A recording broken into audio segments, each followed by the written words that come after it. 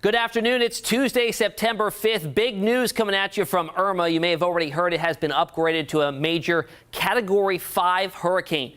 Sustained winds right now, 180 miles per hour with gusts up to 220. The forecast track has been slightly shifted off to the north and northeast here, staying over open, very warm waters of the Bahamas as it puts its sights on the southern part of Florida. That cone of uncertainty, obviously the model margin of error does grow significantly up to 5 days out. So southern Florida is within that cone of uncertainty as we get towards Sunday morning. Very, very dangerous storm out there right now. Those winds unfathomable. What prompted the upgrade to a Category 5? Well, Hurricane Hunter aircraft have been flying in and out of this storm pretty much constantly within the past 24 hours. They're passing each other on the runways as they're coming in from one mission and taking off for the next. Well, this morning they did a run through and found peak winds or sustained wind speeds of around 186 miles per hour. Big jump from the last time they were out there. This was found in the northeastern quadrant, and that prompted the upgrade there. So I want to tell you about the hurricane quadrants. Which ones are the worst? You cut it into 4 slices, quadrants, and you look at the northeastern side is always going to be the strongest. Why? You have to factor in the storm momentum or the storm direction. So it's moving off to the north here, so you have to take into account the storm movement speed and add in the wind speed, so you're always going to get those higher wind gusts there in the front right or the northeast quadrant.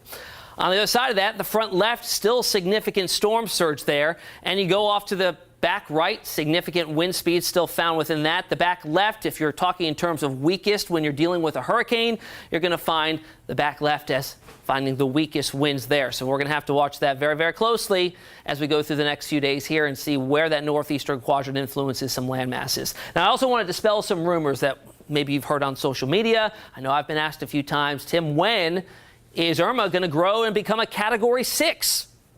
News to me, there's no such thing as a Category 6. The Saffir-Simpson scale, which is what we use to gauge hurricane strength based on its wind speed as well as its minimal central pressure, only goes up to a Category 5, and that includes any storm that has sustained winds of 157 miles per hour or stronger, which is where Irma currently sits. It cannot grow in categorical size from there. This is the strongest of all hurricanes.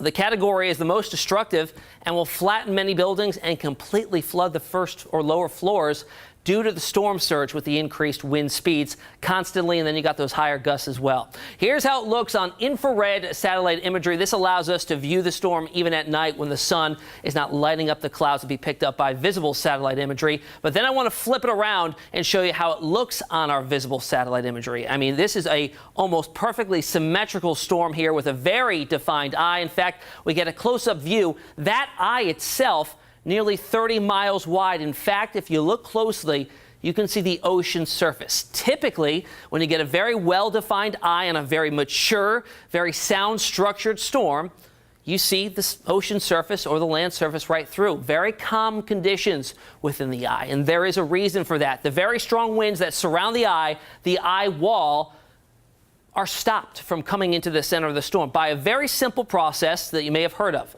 the Coriolis force. It's driven by the rotation of the Earth, and that deflects all those winds off to the right. So they all rotate around the center here with the gustiest winds just outside where those clear conditions are. Also, the skies are clear because air that is forced into the center there warms and sinks, and in turn, the skies clear out, clouds dissipate. So pretty cool stuff there. Now, tropical satellite imagery. Out ahead of the storm, we now have hurricane warnings, tropical storm warnings up, and hurricane watches out farther to the west. It's very important to decipher the difference between a watch and a warning. I know all the time, especially during severe weather, people ask what the difference is. Well, a watch indicates the risk of some hazardous weather, typically within the next 48 hours. That's when they're issued. But a warning is that much more going to be happening soon, very imminent.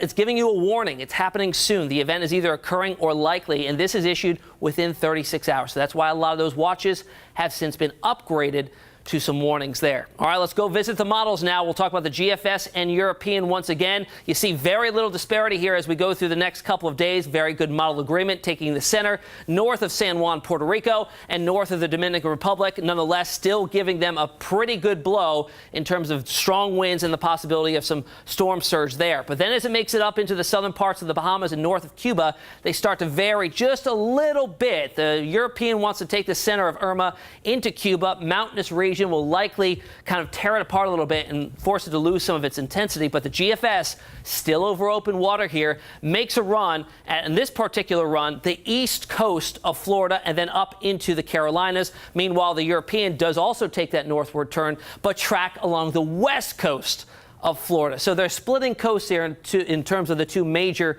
computer models that go long term. Now let's break down the GFS. We've talked about these before, the ensembles. This is the same model, the GFS in this instance, that's run dozens of times with minor tweaks to the initialization to the start time of Irma right there. So you'll see each run here, pretty good consensus at early on, but then it grows to nearly a 500-mile split from west to east once we get way out into the forecast period there. Now I just want to show you all the tropical models and the consensus of those pretty much in agreement. I mean, you have an outlier here well off to the west, another outlier all the way out towards the east, and then you have a pretty good consensus putting a bullseye on the peninsula of Florida here, one running right up the middle, one on either coast. So we're going to have to watch this closely. It's kind of bouncing back and forth with each model run there. I hope you enjoyed the video. Join the conversation if you have questions about where you live, concerns about the storm coming your way. Let me know. Shoot me a message. Meteorologist Tim Pandages on Facebook, also on Twitter, 13 Tim Pandages.